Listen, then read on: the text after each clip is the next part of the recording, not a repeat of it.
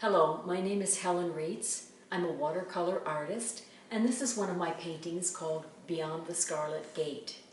Now, it's a little different from many of my paintings because the theme of my work is the disappearing West, and generally I paint scenes and icons from around my home state of Montana.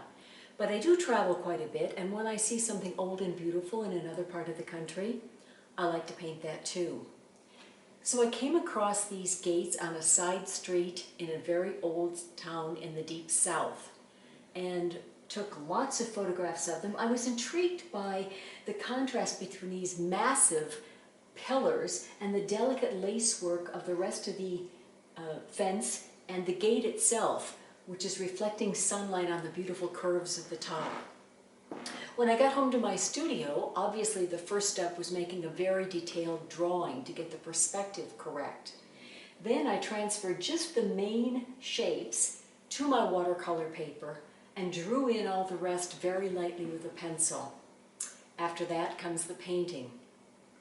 I painted the gate with glazing, which is a matter of putting very fine layers of paint, each one allowed to dry and then on top of one another in shades of red.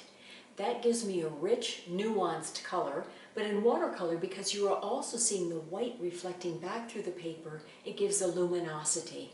And when I'd done all of that and put in some of the very darks, I was able to lift some of the areas to return back to a lighter color, giving the effect of worn edges on the painting, or on the pillars. After that, I turned to the concrete. One of the things I like to do in my painting is capture texture so real that you feel like you can touch it and know exactly what it would feel like. So I mixed a variety of shades of gray, painted the concrete, painted in the shadings underneath, and then the interesting part, I wanted to capture all the old cracks, the places where the water had run down and stained, the little bits of moss.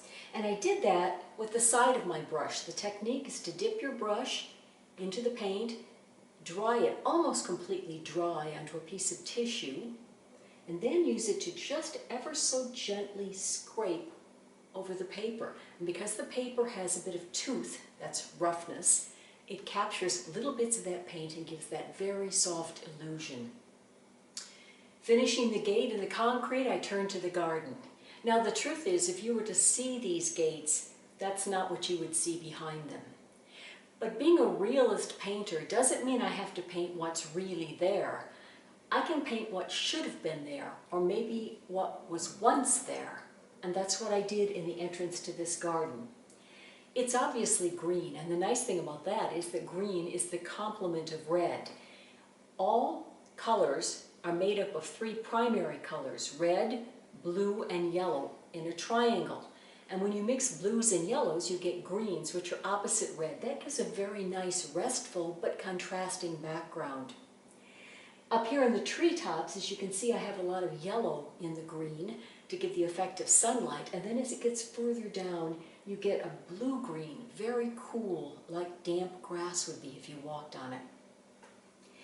Now, the gate is open. And that's meant to invite you into this garden. And that's where a bit of mystery comes in for me. Because if you walked through that gate and into the garden, what would you find? And that's what I leave to every viewer's imagination. Would it be a formal garden or lush with foliage? Would it be full of people, maybe a party? Would it be solitary? Would you be alone there? Or maybe one special person waiting? That's why I called it Beyond the Scarlet Gate. To learn more about this painting or any of my other works, please visit helenreitz.com. Thank you.